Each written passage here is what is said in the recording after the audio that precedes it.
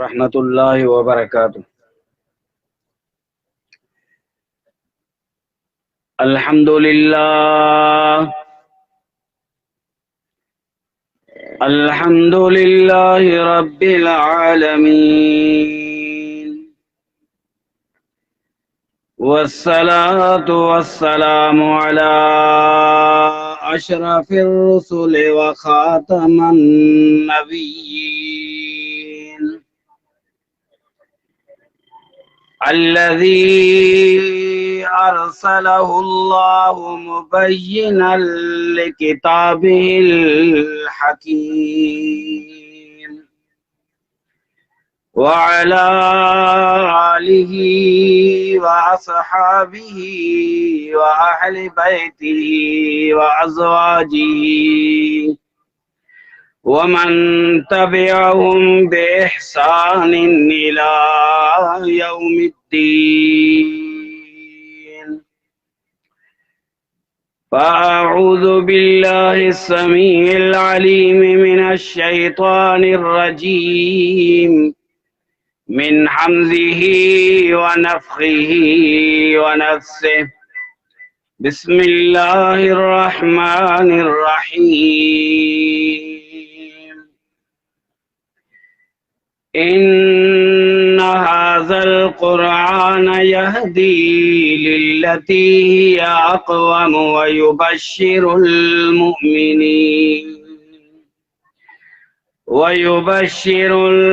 मुमिनीन अल्लज़ीना यअमलूनस सालिहाति अन्ना लहुम अजरन कबीरा। Rabbi इश्रह ली सदरी व यस्सिर ली अमरी वहलुल उक़दतम मिन लिसानी यफ़क़हू क़ौली।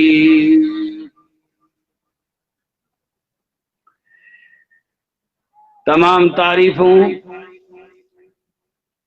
तमाम तस्बीह, तहलील, तहमीद, तक़दीस, हम्द, सना, किबरियाई, वदाई अल्लाह रब्बुल आलमीन के जुगाए, जो कुल कायनात जो खालिक मालिक पालनहार परवरदिगार वहदहू ला शरीका है।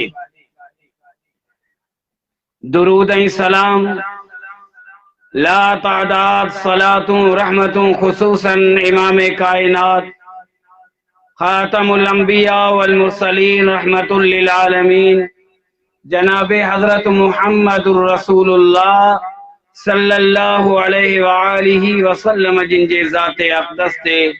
अल्लाहुम्मा सल्लि व सल्लिम अला नबिय्यिना मुहम्मदिन सल्लल्लाहु अलैहि व आलिहि वसल्लम। बिरादरान इस्लाम,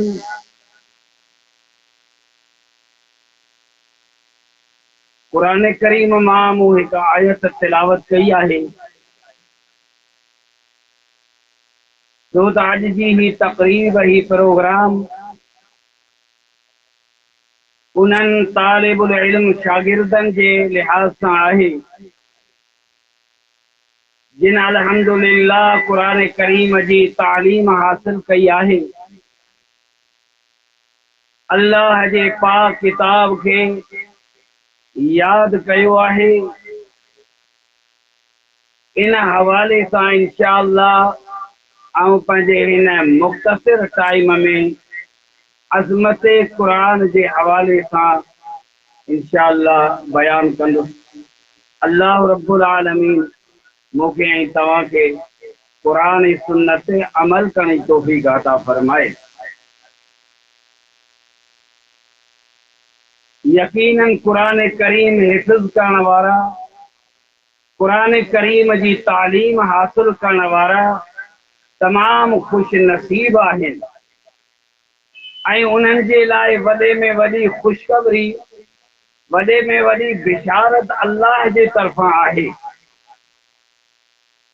पर उन बिशारत जा मुस्तहक़, उन ख़ुशख़बरीअ जा मुस्तहक़ ऐं उन फज़ीलत दरजात जा हक़दार उहे ई थी सघनि था जेके कुरान करीम के पढ़ी करे कुरान करीम जो कदर कन, कुरान करीम जी हिफाज़त कन, कुरान करीम जे मुताबिक़ पंहिंजी ज़िंदगी गुज़ारीन। यकीनन उहे खुश नसीब आहिनि जिन कुरान के हिफ़्ज़ कयो, कुरान जी तालीम पढ़िया ऐं इहा ई फज़ीलत वरी उन जे बदौलत अल्लाह रब्बुल आलमीन उन्हनि जे वालिदैन खे बि अता फरमाए थो। कुरान करीम हिफ़्ज़ करण वारा हिफ़्ज़ करे था छॾनि, पर उन अल्लाह जे पाक किताब खे संभाले रखण, उनके पंहिंजे सीने में उनके यादि रखण, उनजी हिफ़ाज़त करण वॾे में वॾी ज़िमेदारी आहे। असां कुरान करीम यादि त जल्दी करे वठंदा आहियूं, पर इहा सोच न हूंदी आहे। ऐं माइट वीचारा इन ख़ुशीअ में हूंदा आहिनि त मूं पंहिंजे औलाद खे अल्लाह जे क़ुरान जी तालीम ॾिनी आहे ऐं इहो ई मुंहिंजो सदक़े जारीअ रहंदो ऐं इहो ई क़यामत जे ॾींहुं मुंहिंजे लाइ हिकु इज़त ऐं अज़मत हूंदो। पर सारी मेहनत उहो शख़्स बर्बाद करे छॾींदो आहे जंहिं क़ुरान हिफ़्ज़ त कयो पर पंहिंजी ज़िंदगी क़ुरान जे मुताबिक़ न गुज़ारी। सहाबा किराम रिज़वानुल्लाह अलैहिम अजमईन जो अंदाज़ हज़रत अबू अब्दुर्रहमान सुलमी रहमहुल्लाह फरमाइनि था, जंहिं सहाबा किराम खां इल्म हासिल कयो, जंहिं सहाबा किराम खां क़ुरान जी तालीम हासिल कई, फरमाए थो सैयदना उस्मान बिन अफ़्फ़ान रज़ी अल्लाहु अन्हु, सैयदना अब्दुल्लाह बिन मसऊद रज़ी अल्लाहु अन्हु ऐं क़ुरान जा वॾा सहाबा कारी, क़ुरान जा हाफ़िज़, उन्हनि जो अंदाज़ छा हुयो? फरमाईंदा हुआ त असां अल्लाह जे रसूल सल्लल्लाहु अलैहि वसल्लम जिन खां 10 आयतूं सिखंदा हुआसीं। 10 आयतूं असां यादि करे वरी उन्हनि 10 आयतुनि ते अमल करे पंहिंजी ज़िंदगीअ में पूरे जो पूरो अमल करे उन्हनि आयतुनि जे मुताबिक़ हली करे वरी अॻिते असां ॿियूं आयतूं यादि कंदा हुआसीं।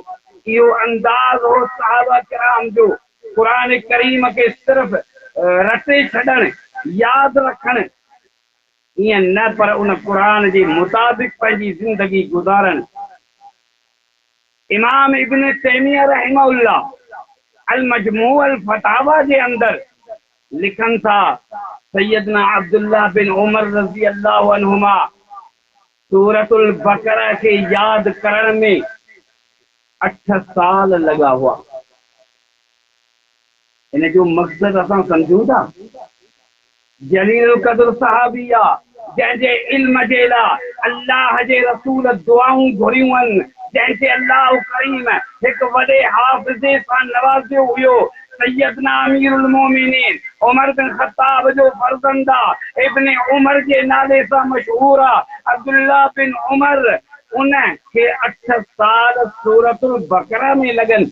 इन जो मतिलबु छा आहे त सूरतुल बकरा 2.5 सिपारा आयतूं तव्हां ॾिसो सूरतुल बकरा जूं, मतिलबु त हिकु हिकु आयत खे यादि करण में त 1 ॾींहुं लॻे, 2 ॾींहं लॻनि, थोरो ई वक़्तु लॻे, पर उन ते अमल कनि, उनखे सम्झण, उन जो मफ़हूम, उन जी माना, उन जो तफ़सीर, जंहिंजे करे इमाम इब्न तैमिया रहमहुल्लाह फरमाइनि था तक़रीबन हिकु सूरत में सहाबा किराम खे 8 साल लॻण जो मतिलबु इहो आहे त जीअं क़ुरान पढ़ंदा हुआ, यादि कंदा हुआ, हिफ़्ज़ कंदा हुआ, तीअं उन जे मुताबिक़ पंहिंजी ज़िंदगी बि गुज़ारींदा हुआ।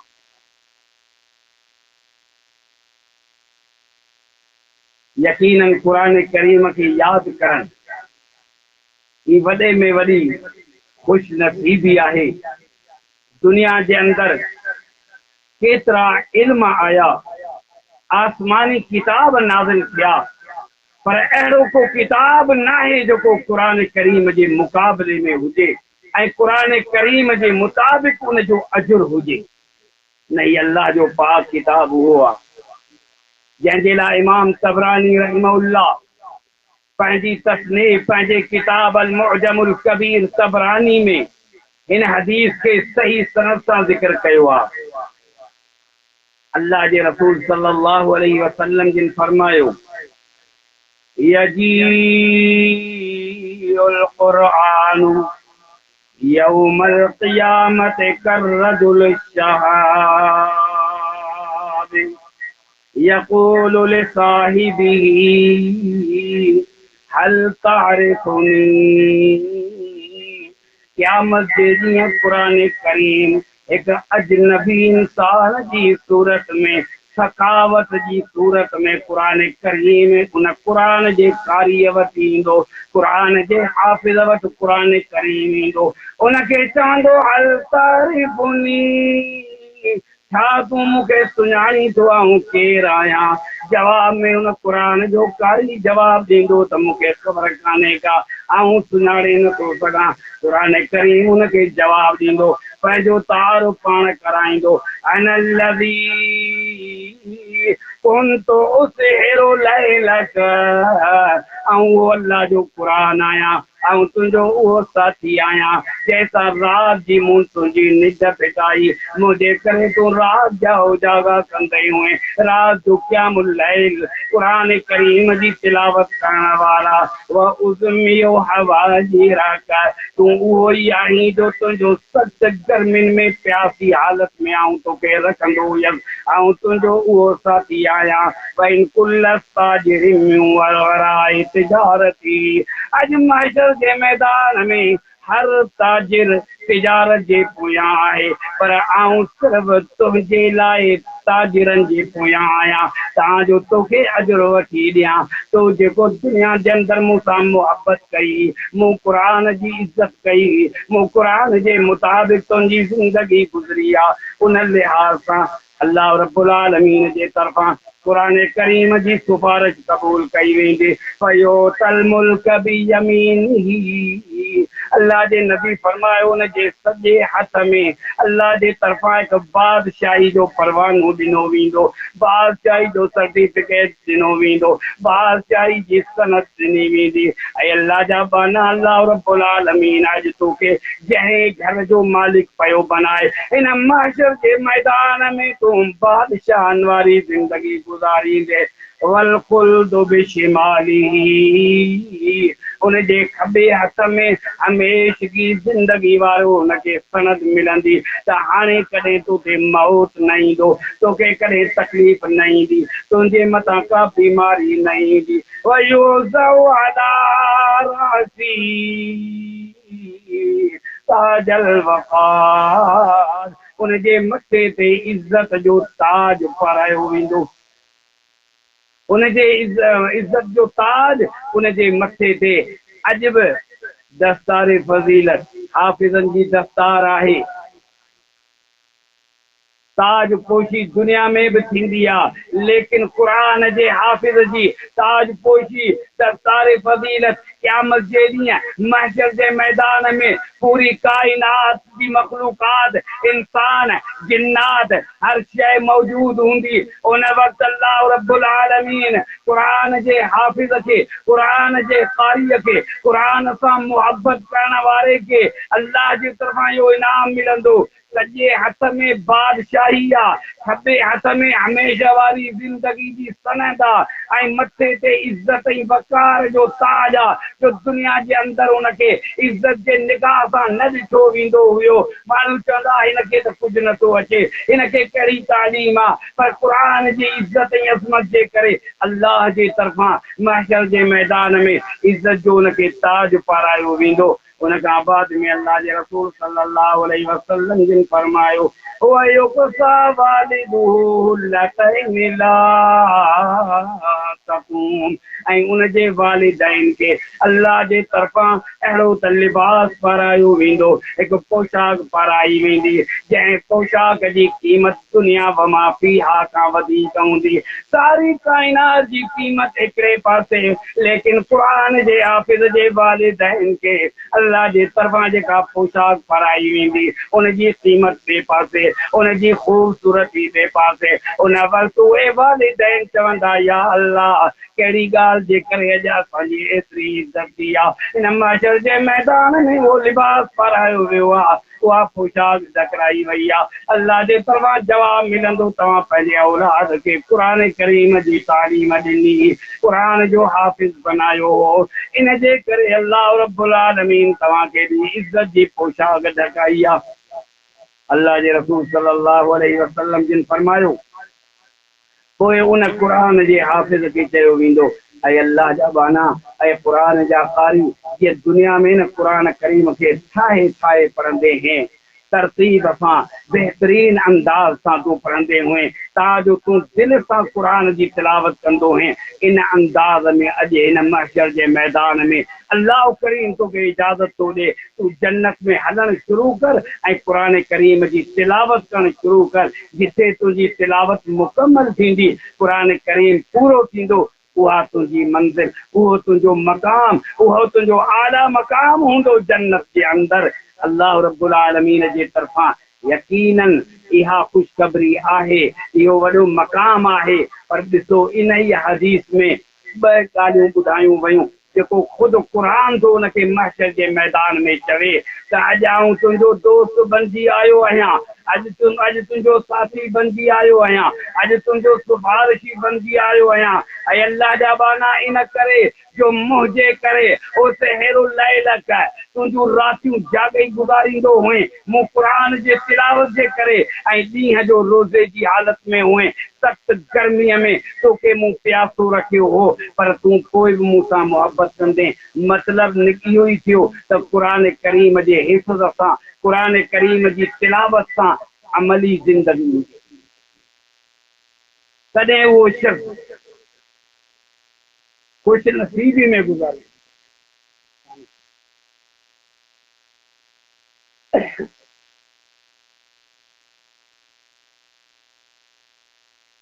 अल्लाह जे रसूल सल्लल्लाहु अलैहि वसल्लम जे उन्हनि शख़्सनि जी फ़ज़ीलत बयानु फरमाई जेके गॾिजी क़ुर करीम जी तिलावत था कनि।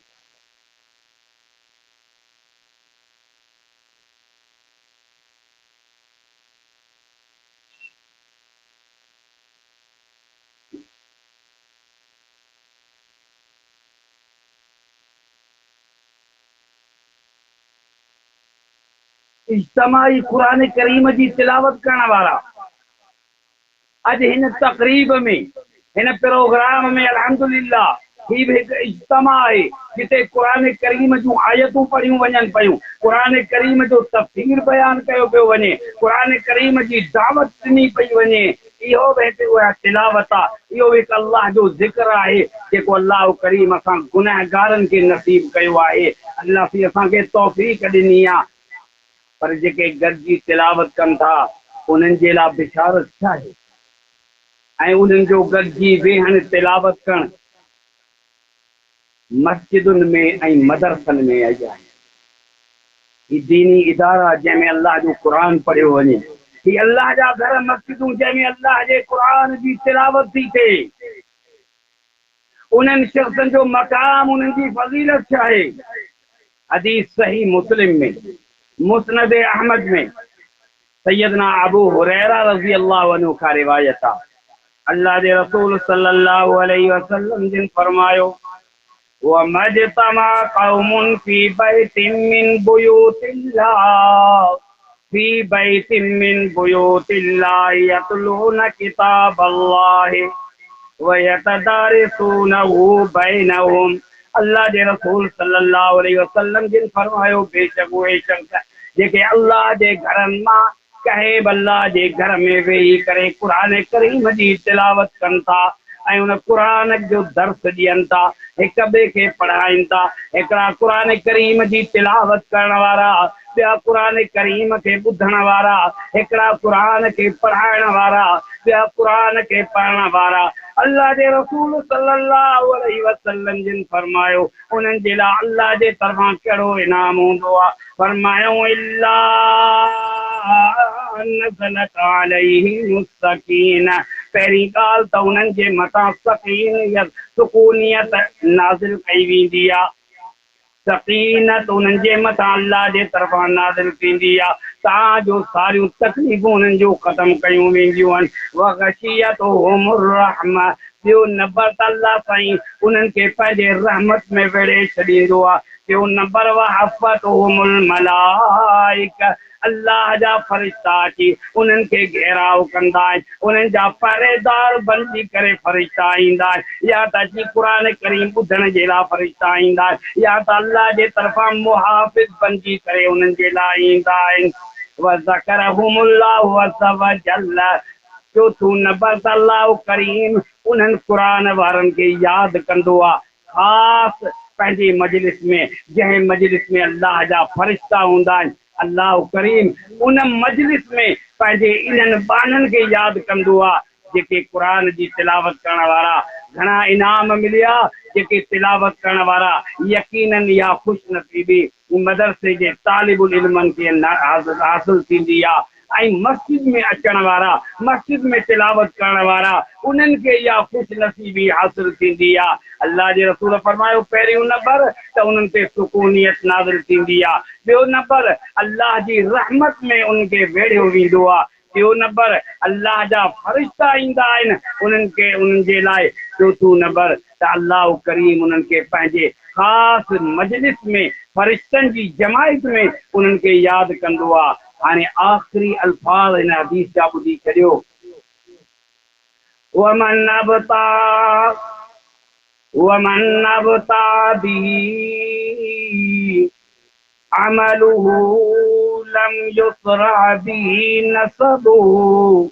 अल्लाह जे रसूल फरमायो जंहिं शख़्स खे ने अमल रोके छॾियो, क़ुर करीम जी तालीम हासिल न कयईं, क़ुर करीम सां मोहबत न कयईं, अल्लाह जे क़ुर खां पोइ थी वियो, पंहिंजी ज़िंदगी में अमल साले न कयईं। अल्लाह जे रसूल फरमायो एतिरो त किरी पियो आहे, एतिरो त घटि थी वियो आहे, एतिरो त ज़लील थी वियो आहे जो हुनजा हसब ऐं नसब गॾिजी करे उन मक़ाम ते उनखे आणी न अची सघंदो।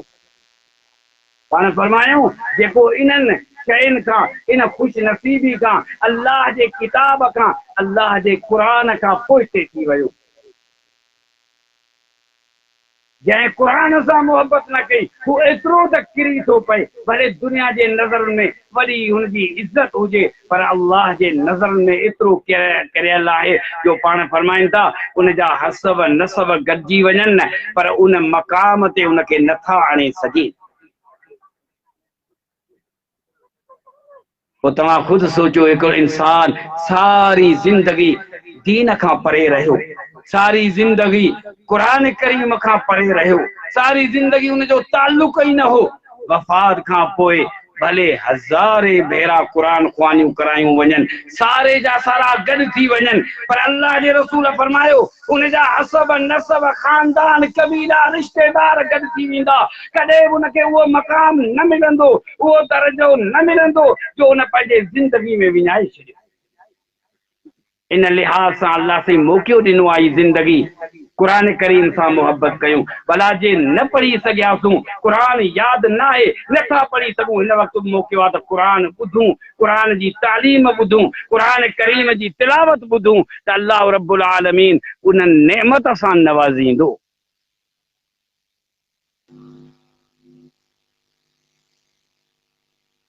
इन हाज़ल क़ुरआन यहदी लिल्लती हिय अक़वम वयुबश्शिरुल मुमिनीन अल्लज़ीना यअमलून अस्सालिहाति अन्न लहुम अजरन कबीरा।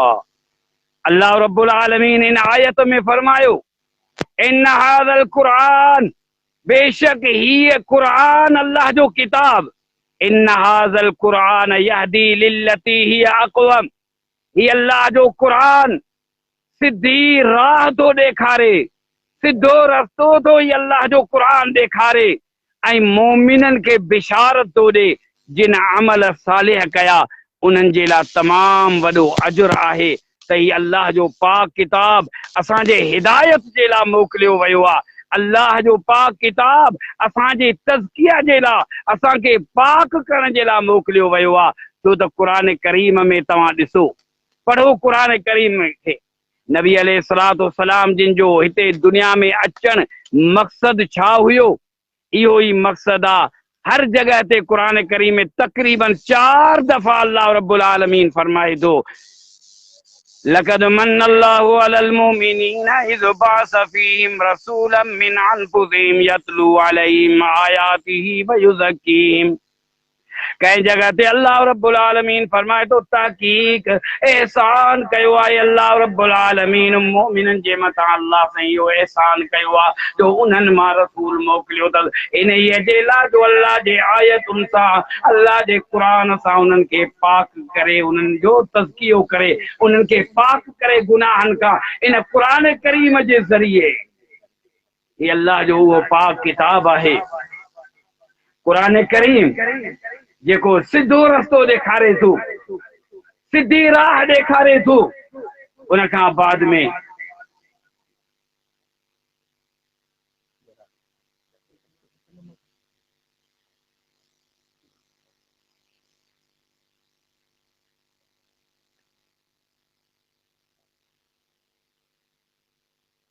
इन हाज़ल कुरान यहदी लिल्लती हिय अक़वम व युबश्शिरुल मुमिनीना अल्लज़ीना यअमलूना अस्सालिहाति अन्न लहुम अजरन कबीरा।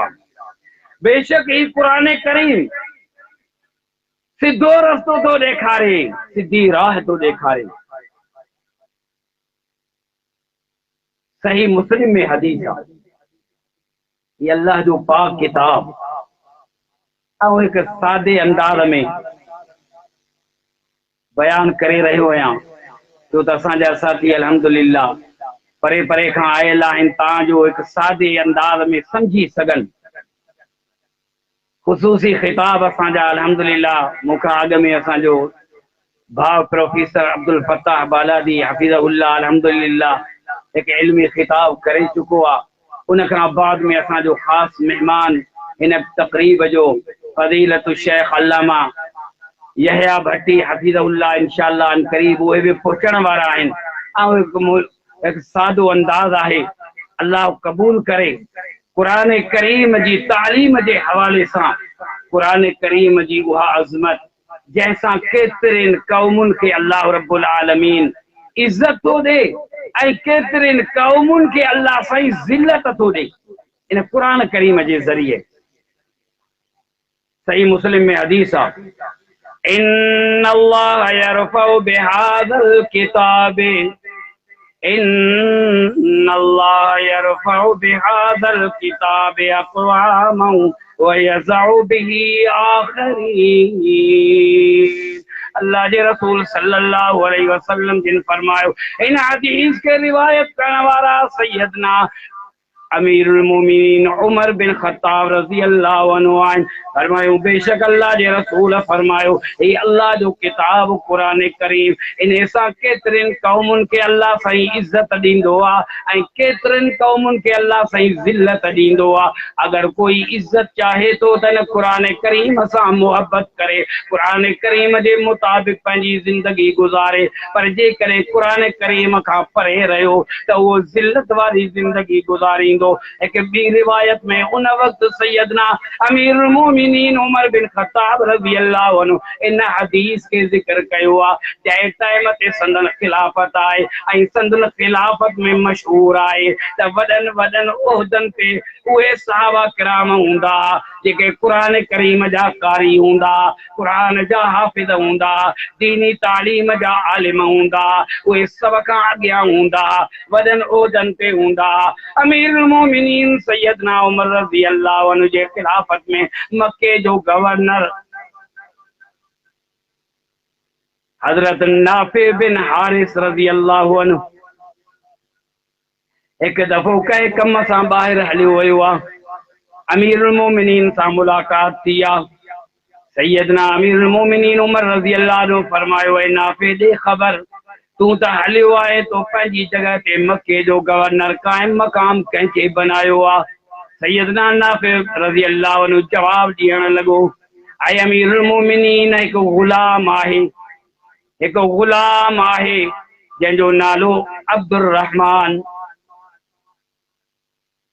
सैयदना अमीरुल मोमिनीन उमर रज़ी अल्लाह अन्हु खे ताजुब थियो, निहारे तो चवे तो छा एक एडे वडे उहदे ते कायम मकाम तो हिकिड़े गुलाम के बनाए आयो ही, तोखे आजाद नजर न थे आया।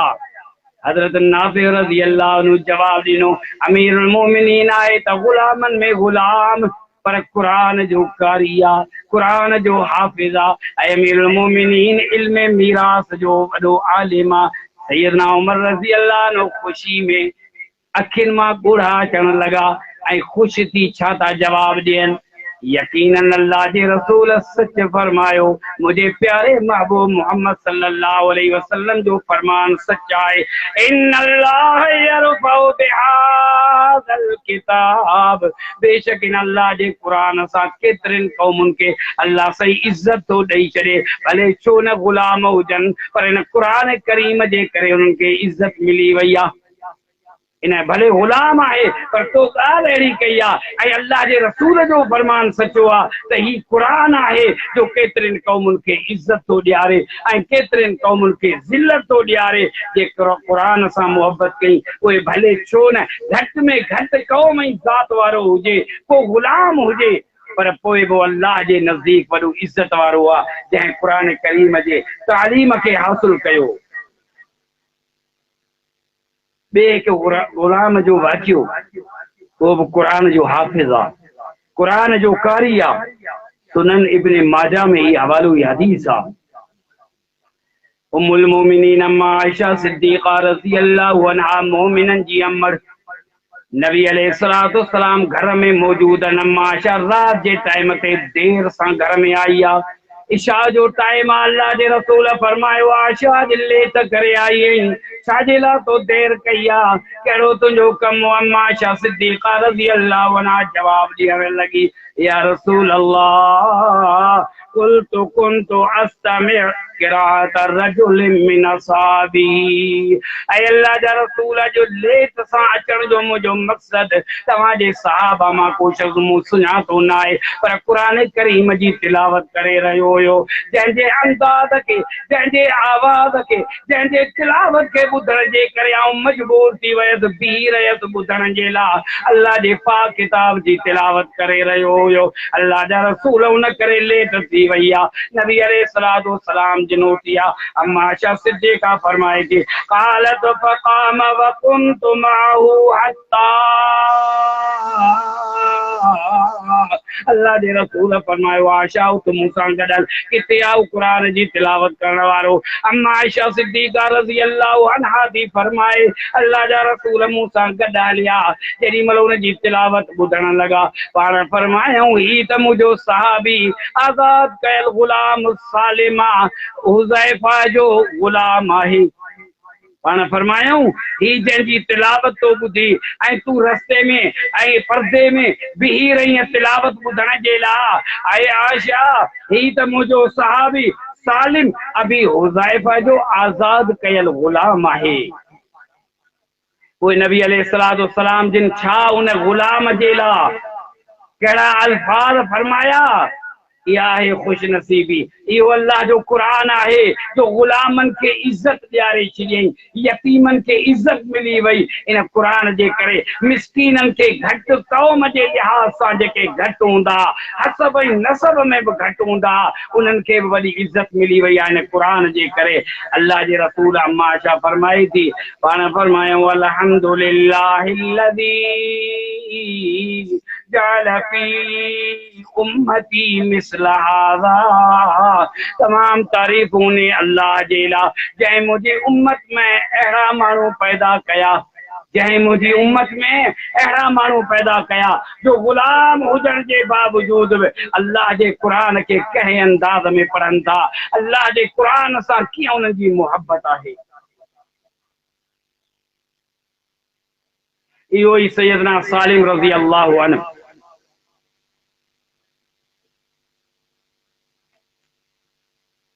हजरत हुज़ैफा रज़ी अल्लाहु अन्हु जो आज़ाद कयल गुलाम आहे, जंहिंजी फज़ीलत इमाम बुखारी रहमहुल्लाह सही बुखारी जे अंदर एक बाब कायम कयो आहे, जंहिं बाब में हिकिड़ी हदीस आंदी आहे, इन हज़रत सालिम जे बारे में। इमाम बुखारी रहमहुल्लाह सही बुखारी में ही बाब कायम कयो, बाब मनाक़िब सालिम मौला इब्न खुज़ैमा। इब्न हुज़ैफा मनाक़िब फ़ज़ाइल सालिम जा जेको खुज़ैमा जो ग़ुलाम हुयो, उन आज़ाद कयो हो, उन जी फ़ज़ीलत में उहा ई हदीस ज़िक्र कई आ जंहिंमें उन जे क़ुरान सां मुहब्बत आहे। उहा ई हदीस आहे सही बुखारी में हज़रत सालिम जी फ़ज़ीलत जे लिहाज़ सां। अल्लाह जे रसूल सल्लल्लाहु अलैहि वसल्लम जिन फरमायो,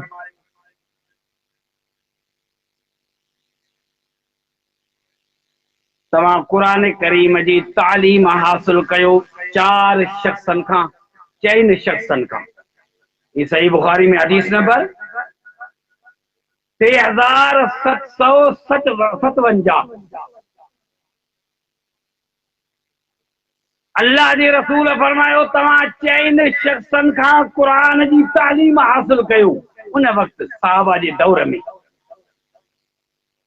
जंहिंमें सब खां पहिरीं हज़रत अब्दुल्लाह बिन मसऊद जो नालो आयो। हज़रत अब्दुल्लाह बिन अमर जेॾी महिल ॿुधो चवण लॻो, यकीनन इहा हदीस जंहिं ॾींहुं मूं अल्लाह जे रसूल खां ॿुधी हुई, पाण फरमायूं इस्तक़रिउल क़ुरआन मिन अरबाति मिन अब्दुल्लाह बिन मसऊद फबदा बिही व सालिम मौला बिल हुज़ैफा व उबय बिन काब व मुआज़ बिन जबल। अल्लाह जे रसूल फरमायो चइनि शख्सन खां क़ुरान सिखो, क़ुरान पढ़ो। उन अंदाज़ तव्हां ॾिसो उन्हनि जो, जंहिंमें फरमायूं अब्दुल्लाह बिन मसऊद रज़ी अल्लाहु अन्हु। हज़रत अब्दुल्लाह बिन अमर फरमाए थो उन ॾींहं खां वठी इन्हनि शख्सन सां मुंहिंजी मुहबत थी वई।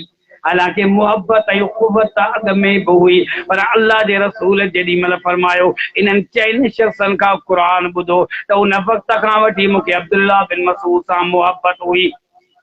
ॿिए नंबर में हज़रत सालिम रज़ी अल्लाहु अन्हु जेको क़ुरान करीम के उन अंदाज में पढ़ंदो जो अल्लाह जे रसूल फरमायो सालिम खां तव्हां क़ुरान करीम पढ़ो। ऐं टियों नंबर उबय बिन काब खां क़ुरान सिखो। चौथों नंबर फरमायो मुआज़ बिन जबल रज़ी अल्लाह अन्हु खां क़ुरान सिखो। यकीनन ग़ुलाम बि हुया, लेकिन इहा इज़्ज़त, इहा अज़मत, इहो मक़ाम, इहो मर्तबो इन अल्लाह जे क़ुरान जे करे मिलियो हुयो। आख़िर में हिकु हदीस ज़िक्र करे इंशाअल्लाह आउं पंहिंजो बयान ख़त्म थो कयां। असांजो ख़ुसूसी मेहमान अल्हम्दुलिल्लाह फ़ज़ीलत शेख अल्लामा मौलाना यहया भट्टी हफ़िज़हुल्लाह अल्हम्दुलिल्लाह पहुची चुका आहिनि, जंहिंजे करे इंशाअल्लाह सिर्फ़ हिकु ॿ हदीस ज़िक्र करे आउं पंहिंजो बयान ख़त्म थो कयां। क़ुरान करीम जी फ़ज़ीलत उहा आहे जंहिं क़ुरान जी इज़्ज़त कई, अज़मत खे सम्झो, उन ते अमल कयो। उन शख़्स जी बि फ़ज़ीलत, उन शख़्स जी बि इज़्ज़त इन दुनिया में बि आहे, आलिम बरज़ख में बि आहे, क़बर में बि आहे, हशर में बि आहे। छो? क़ुरान सां मुहबत रखण वारो आहे।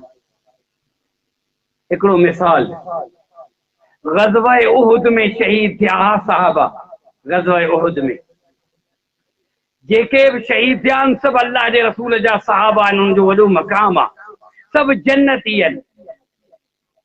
पर अल्लाह जे रसूल सल्लल्लाहु अलैहि वसल्लम जिन जेॾी महिल उन्हनि शहीदनि जे लाशनि जे मथां आया हा, उन वक़्तु अल्लाह जे रसूल सल्लल्लाहु अलैहि वसल्लम जिन फरमायो त यकीनन आउं अल्लाह वटि गवाही ॾींदुसि, ही अल्लाह जे रस्ते में ज़ख़्मी थियण वारा, अल्लाह जे रस्ते में इन्हनि जे ज़ख़्मनि मां जेको रत वही रहियो आहे, इन क़यामत जे ॾींहुं इन हाल में उथंदा जो उन्हनि जे जिस्म जे रत जो कलर बि रत जहिड़ो ई हूंदो, पर उन में ख़ुशबू मुश्क जहिड़ी हूंदी। अल्लाह जे रसूल फरमायो क़यामत जे ॾींहुं आउं गवाही ॾींदुसि, ही उहे शख़्स हूंदा। पाण फरमायो ऐं मुंहिंजा सहाबा तव्हां इन्हनि जे दफ़न करण जे लिहाज़ सां परेशान आहियो त हर हिक जो पंहिंजो मक़ाम आहे। हेॾा अल्लाह जे रसूल जो प्यारो चाचो हज़रत हमज़ा बिन अब्दुल मुतलिब आहे, अल्लाह जे रसूल जो प्यारो चाचो आहे। उन खां बाद में ॿिया बि सहाबा आहिनि, अल्लाह जे रसूल जा जलील कद्र सहाबा कंहिंखे पहिरीं कब्र में रखूं, पहिरीं लहद में लायूं। अल्लाह जे रसूल फरमायो परेशान न थियो, बस इन्हनि जी तरतीब हीअं रखो, जेको ॾिसो क़ुरान ज़्यादा पढ़ण वारो हुयो उनखे पहिरीं लहद में रखो, पहिरीं उनखे कब्र में रखो। यानी इते बि शहीद थियण वारा सभु जन्नती आहिनि, शहीद थियण वारा रसूल जा सहाबा आहिनि। इहो वाक़ियो सीरत इब्न शाम में बि आहे, पर सही बुखारी में बि आहे। अल्लाह जे रसूल सल्लल्लाहु अलैहि वसल्लम फरमायो, आउं क़यामत जे ॾींहुं गवाही ॾींदुसि अल्लाह जे अॻियां, हे अल्लाह तुंहिंजे रस्ते में ई शहीद थियण वारा। हज़रत जाबिर रज़ी अल्लाह अन्हु फरमाइनि था, नबी अलैहिस्सलातु वस्सलाम जिन उहद जे शहीदनि जे ॿिन शहीदनि खे हिकिड़े कपिड़े में लपेटियो, हिकिड़े चादर में ॿिन खे बि कफन ॾिनऊं। उन वक़्तु अल्लाह जे रसूल सल्लल्लाहु अलैहि वसल्लम जिन हिकु चादर में ॿिन शहीदनि खे लपेटे करे पाण फरमायूं त हिननि मां ॿुधायो क़ुरान ज़्यादा कंहिंखे यादि हुयो, क़ुरान ज़्यादा पढ़ण वारो केरु हो? हज़रत जाबिर फरमाए थो, हीअ हदीस सही बुखारी में आ। हज़रत जाबिर फरमाए थो, इशारो कयो वेंदो, अल्लाह जा रसूल ही क़ुरान ज़्यादा पढ़ण वारो हुयो, पाण पहिरीं लहद में पहिरीं कब्र में उनखे ते रखियऊं। पोइ अल्लाह जे रसूल उन वक़्तु बि फरमायो, ऐं अल्लाह आउं गवाही थो ॾियां, आउं शाहिदी थो ॾियां, ही तुंहिंजे रस्ते में शहीद थिया आहिनि, ही फी सबीलिल्लाह जिहाद जे मैदान में अल्लाह शहीद थी विया आहिनि। त ॾिसो दुनिया में बि उनजो मक़ाम त आहे, भले ग़ुलाम हुजे, पर मरण खां बाद में, वफ़ात अचण खां पोइ या शहीद थियण खां बाद में बि कब्र में बि उनजे लाइ वॾी इहा इज़त ऐं वॾो मक़ाम आहे। छो त कब्र जे अंदरि जेके सवाल मुनकर नकीर था कनि उहे त सभिनी खे ख़बर आहे, तुंहिंजो रब केरु आहे, तुंहिंजो दीन छा आहे, ऐं मोहम्मद सल्लल्लाहु अलैहि वसल्लम खे तूं सुञाणी थो, नबी खे सुञाणी थो या न? उनजे जवाब में हदीस में छा आहे? जवाब इहो आहे त उहो मोमिन जवाब थो ॾे त मुंहिंजो रब अल्लाह आहे, मुंहिंजो दीन इस्लाम आहे, मुंहिंजो नबी मोहम्मद सल्लल्लाहु अलैहि वसल्लम अल्लाह जो रसूल आहे। त उनखां मुनकर नकीर वरी सवाल था कनि, चवनि था तोखे कंहिं ॿुधायो, वमा युद्रीक, तोखे कंहिं मालूम करायो त तूं इहे सवालनि जा जवाब ॾे? हू जवाब छा थो ॾे? जवाब थो ॾे, मूं अल्लाह जो क़ुरान पढ़ियो हो, अल्लाह जो किताब पढ़ियो हो, अल्लाह जे कलाम खे मूं ॾिठो हुयो, क़ुरान सच चयो ऐं उनखे मूं अमल उन ते कयो ऐं उनखे मूं सचो सम्झो, जंहिंजे करे मूंखे दुनिया में इन क़ुरान उहा रस्तो ॾेखारियो, उहा वाट ॾेखारी, इन हाज़ल क़ुरान यहदी लिल्लती ही अक़वम व युबश्शिरुल मुमिनीन अल्लज़ीना यअमलून अस्सालिहाति अन्न लहुम अजरन कबीरा। बेशक ही क़ुरान सिधी राह ॾेखारण वारो, सिधी वाट ॾेखारण वारो, ही क़ुरान मोमिननि खे बिशारत ॾियण वारो, जिन अमल सालिह कया उन्हनि जे लाइ वॾे में वॾो अजर आहे। अल्लाह रब्बुल आलमीन खां दुआ आहे अल्लाह सुब्हानहु व तआला असांखे क़ुरान व सुन्नत ते अमल करण जी तौफ़ीक़ अता फरमाए। वमा अलैना इल्लल बलाग।